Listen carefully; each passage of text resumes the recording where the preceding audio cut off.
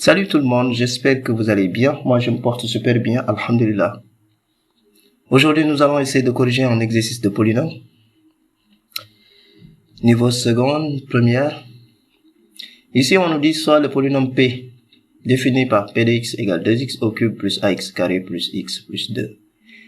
À la première question petit a, on nous demande de trouver le réel a pour que 2 soit une racine de P.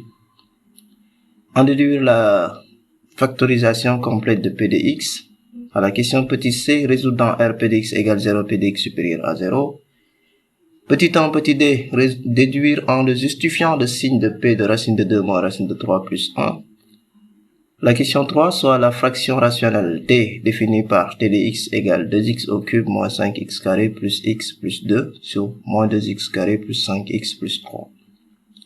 3a, déterminer l'ensemble de définitions de t de t de x, puis simplifier t de x. Résoudre dans d de t de x inférieur ou égal à 0. Puis à la dernière question, déterminer les réels a, b et c tels que t de x soit égal à ax plus b plus c sur moins x plus 3. Alors, avant de démarrer, je vous demande d'aimer la vidéo, de partager et de vous abonner si ce n'est pas encore fait. Merci. Ici donc, on a p de x égale p de x égale 2x au cube plus ax carré plus x plus 2. On demande ici de trouver a pour que 2 soit une racine de p de x. Donc il faut savoir que p de x a pour racine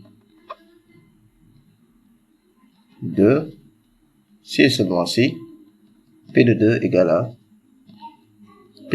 à 0. Donc ici, on remplace les x par 2 ici. Donc on a p de 2 ici égale 2 facteur de 2 au cube plus a facteur de 2 au carré plus 2 égale à 0. 2 au cube c'est 8. 8 fois 2 ça fait 16. 2 au carré c'est 4, donc plus 4a. 2 plus 2 ici c'est 4, donc plus 4 égale à 0. Ce qui nous donne ici 4a égale à 14 ou 16 plus 4 plutôt égale à 20. Donc si on transpose ça fait moins 20. Par conséquent on a a égale à moins 20 sur 4 qui est égal à moins 5.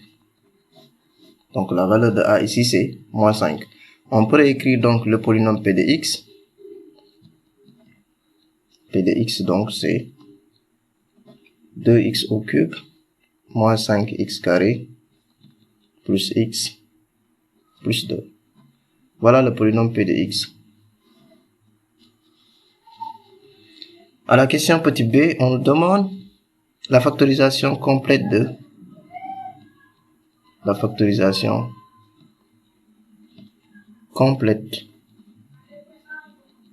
p de x. Alors, pour factoriser un polynôme, on peut choisir l'une des méthodes que je vais citer. La méthode d'identification des coefficients, elle consiste tout simplement à écrire p de x sous la forme x moins alpha multiplié par un polynôme q de x et de trouver les réels a, b, c si on a un polynôme de degré 3 bien sûr, donc q de x sera de degré 2. Ou bien on peut utiliser la méthode d'identification, elle consiste tout simplement à diviser p de x par x moins alpha, c'est-à-dire la racine. Ou bien on passe par la méthode d'Horner. Alors, si p de x est de degré 3, degré de p égale 3, et on a alpha égale à 2, la racine, alors, bon là je précise que p de 2 égale 0, alors, il existe un polynôme q de x, si on veut, de degré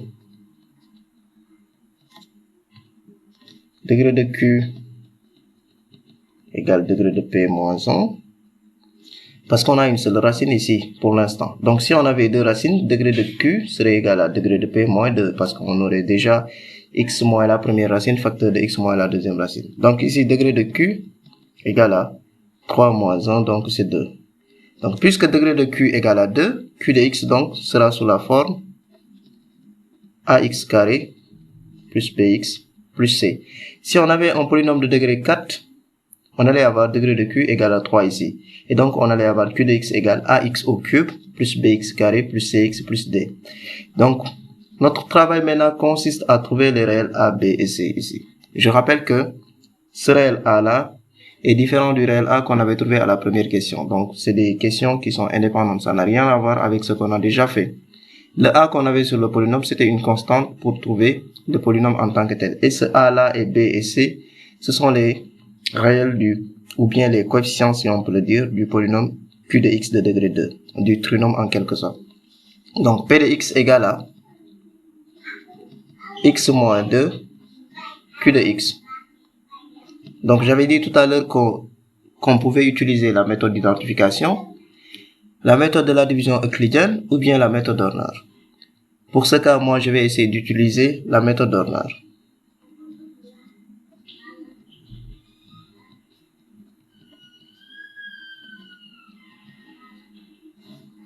Si nécessaire, je vais faire une vidéo pour vous expliquer les trois méthodes. Donc, la méthode d'identification, la méthode de la division euclidienne et la méthode d'Horner que je vais utiliser ici. Donc, ici, je mets d'abord les coefficients de P, à savoir 2, moins 5, 1 et 2. Donc, les coefficients de P à la première ligne. Je mets la racine ici. Ici, c'est la racine. Et ce que je vais trouver ici, ce sera les coefficients de Q, ici. Les coefficients de Q. Et là, c'est les coefficients de P. Donc, je fais descendre d'abord ce 2-là ici. Je le multiplie par ça. 2 fois 2 ici, ça fait 4. Je mets le résultat ici. Donc, 2 fois 2, c'est 4. Je mets le résultat ici. Ensuite, je fais juste la somme de ces deux-là. Moins 5 plus 4, ça fait moins 1. Je reprends toujours la même procédure. Moins 1 fois 2, ça fait moins 2. Donc, je mets le résultat ici. Je fais la somme de ces deux, ça fait moins 1. Je fais toujours moins 1 fois 2 ici, ça fait moins 2. Je mets le résultat ici. Et la somme ici, c'est 0. Donc, si alpha est une racine, ici, notre alpha, c'est 2. De P, le reste ici va vous donner 0. Et ce que vous avez ici, c'est le réel A, B et C. Donc, Q de x, en quelque sorte, c'est 2x au carré moins x moins 1. Maintenant, puisqu'on a dit qu'il faut factoriser complètement P de x, on doit factoriser aussi Q de x. Pour factoriser Q de x, factorisons Q de x. Pour factoriser Q de x, on pose 2x carré moins x moins 1 égale 0. Là, si vous regardez bien, la somme des coefficients est nulle. Donc, si la somme des coefficients d'un trinôme ou d'un polynôme de manière générale est nulle, alors 1 est une racine de ce polynôme. Donc ici, on remarque que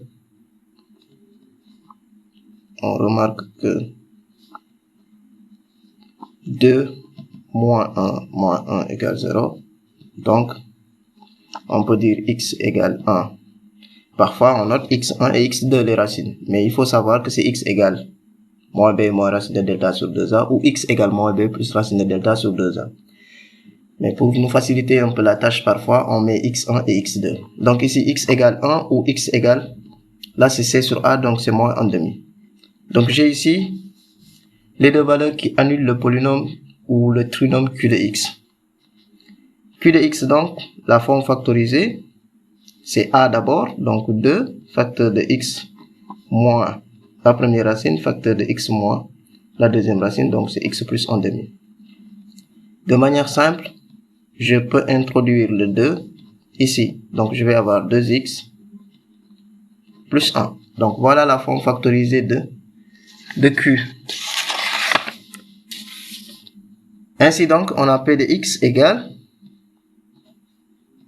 P de x égale, n'oublions pas que la première racine c'était 2, facteur de Q de x qui est égal à x moins 1, facteur de 2x plus 1.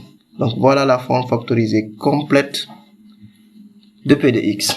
En C, on demande ici de résoudre P de x, résolution. P de x égale 0. P de x égale 0. P de x, je rappelle que la forme factorisée, c'est x moins 2, facteur de x moins 1, facteur de 2x plus 1. Donc, je pose ça égale 0. Et si le produit est nul, donc chaque terme est nul ou bien l'ensemble des termes est nul. Donc ici, je vais dire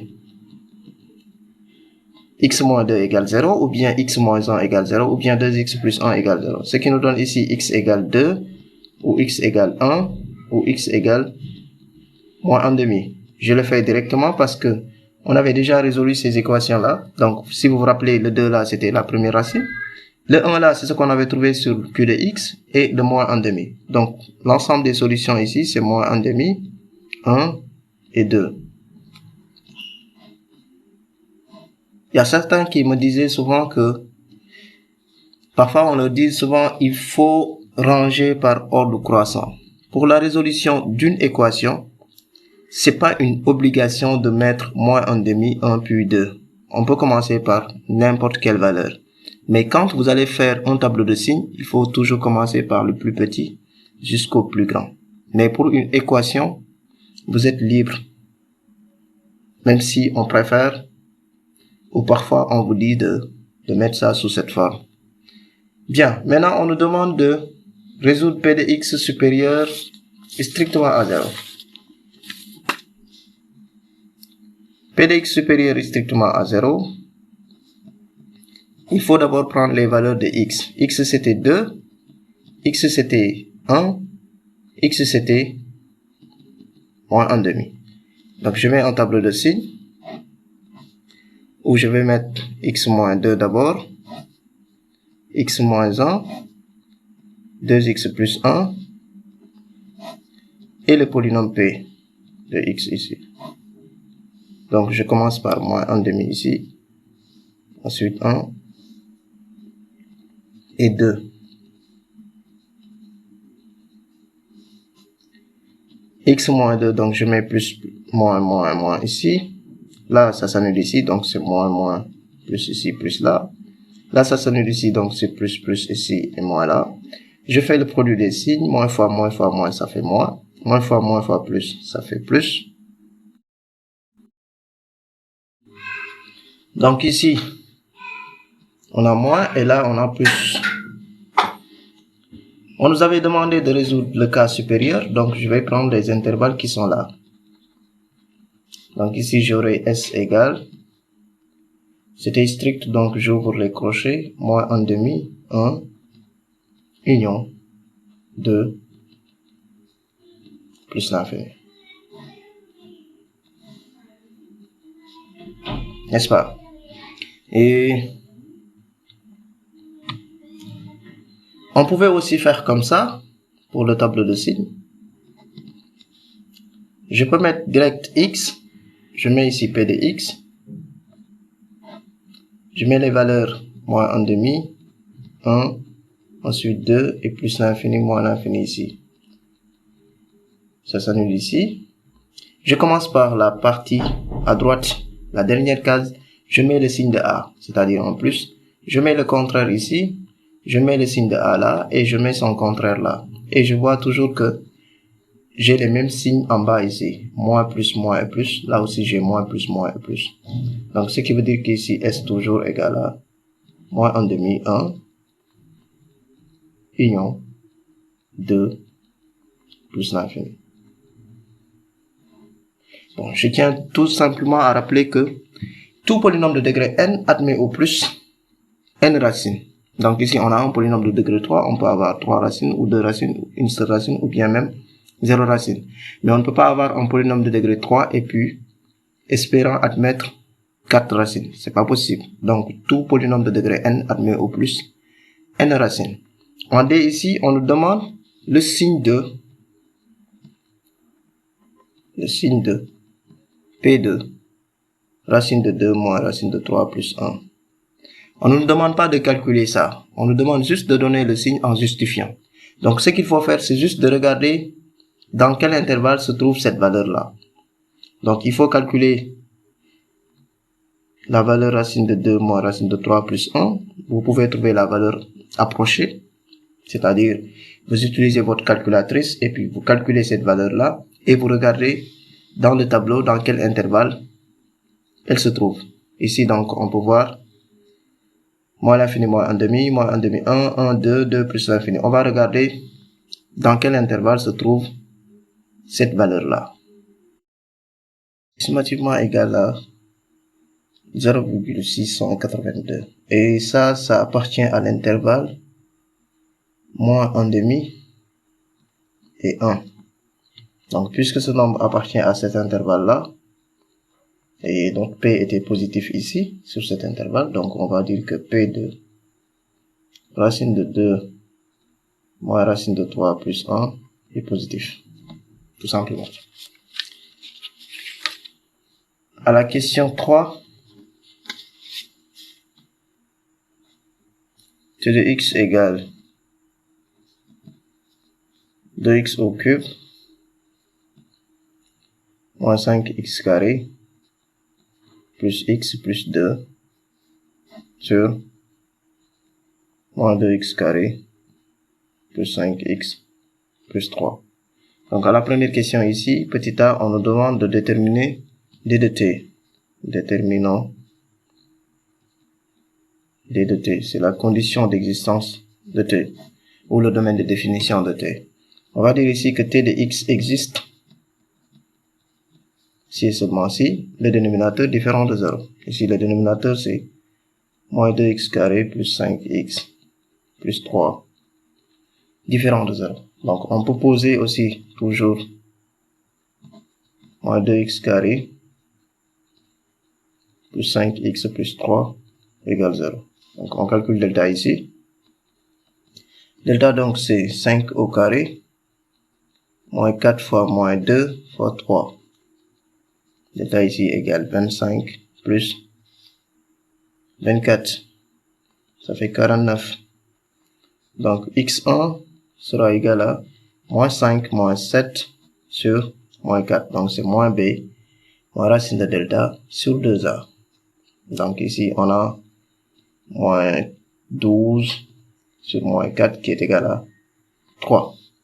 x2 égale moins 5 plus 7 sur moins 4. Donc, on se retrouve avec 2 sur moins 4 qui est égal à moins 1 demi. Donc là, on va dire d de t égale l'ensemble des nombres réels privés de 3 et moins 1 demi. Autrement dit, x peut prendre n'importe quelle valeur dans R, sauf 3 et moins 1 demi. On nous demande ici encore de simplifier t de x. T de x, donc, si on le réécrit sous la forme factorisée, je rappelle que ce que vous avez ici au numérateur, c'est p de x. Et le dénominateur, on vient de trouver les racines. Donc là-bas, on peut remplacer p de x par la forme factorisée qui était égale à x moins 1, x moins 2 et 2x plus 1.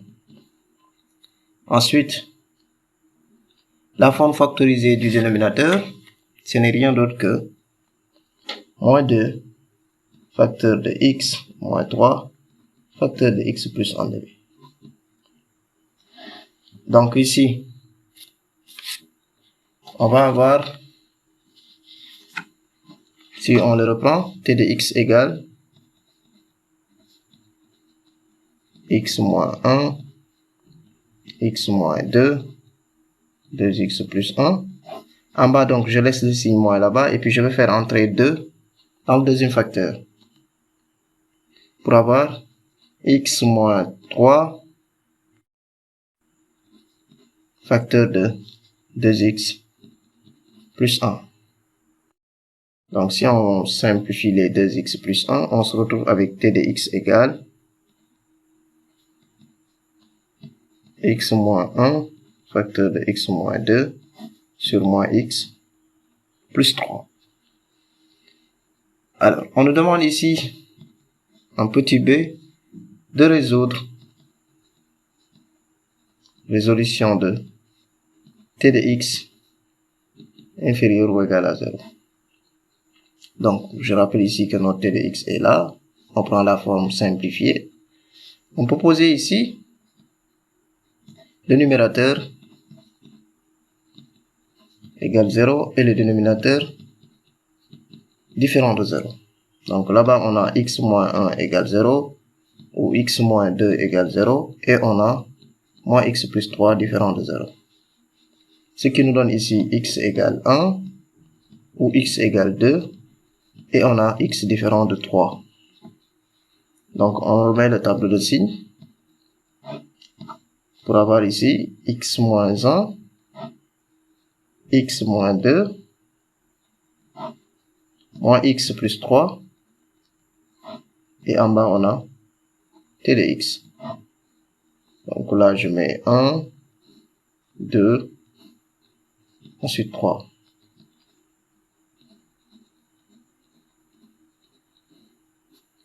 Là, ça s'annule en 1, là, ça s'annule en 2, là, c'est en 3.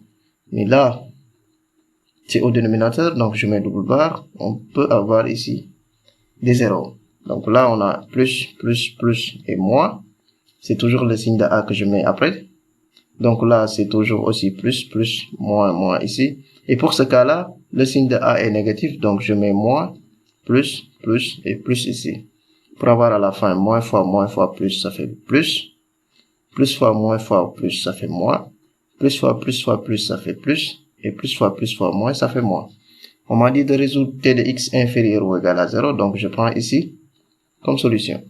Donc, s égale, je prends 1, fermé. 2 aussi, fermé, union. Cette fois-ci, je vais ouvrir en 3, plus l'infini. J'ouvre en 3 parce que, on avait dit là-bas tout à l'heure que 3 était une borne du domaine de définition. Autrement dit, on ne peut pas calculer t de 3.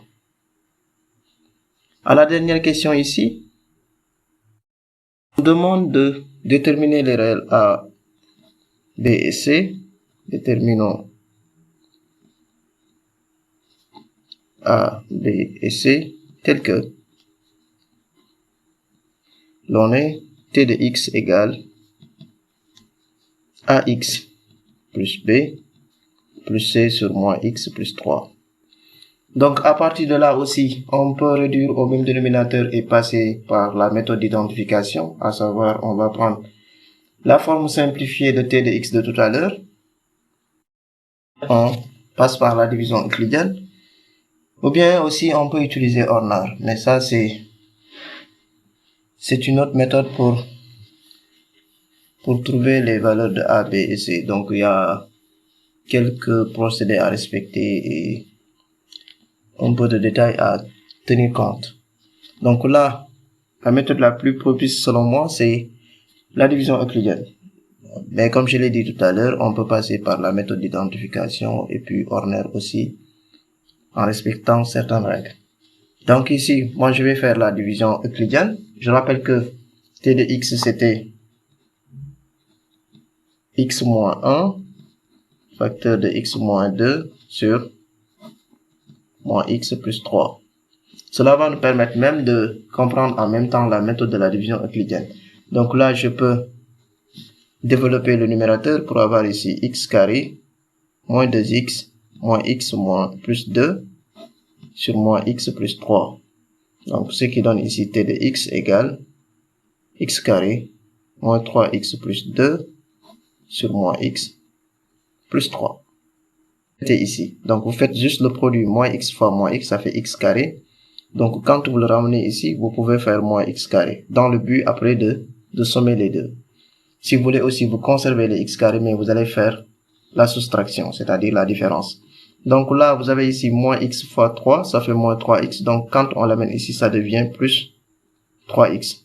Donc, si je fais la somme ici, c'est 0, là aussi c'est 0, donc il va me rester juste en 2. Est-ce que 2, on peut le diviser par moins x plus 3? Non, parce que le degré de 2 ici, c'est égal à 0, et c'est plus petit que le degré de q de x ici. Donc là, on peut dire que t de x égale, vous prenez ici le résultat plus le reste sur moins x plus 3. Donc là, on peut voir que a égale moins 1, b est nul parce qu'il n'y a pas de constante ici, et c égale à 2. Donc voilà les valeurs de a, b et c. Si on veut aussi, comme je l'ai dit, on peut réduire au même dénominateur cette expression et passer par la méthode d'identification. À la prochaine et merci.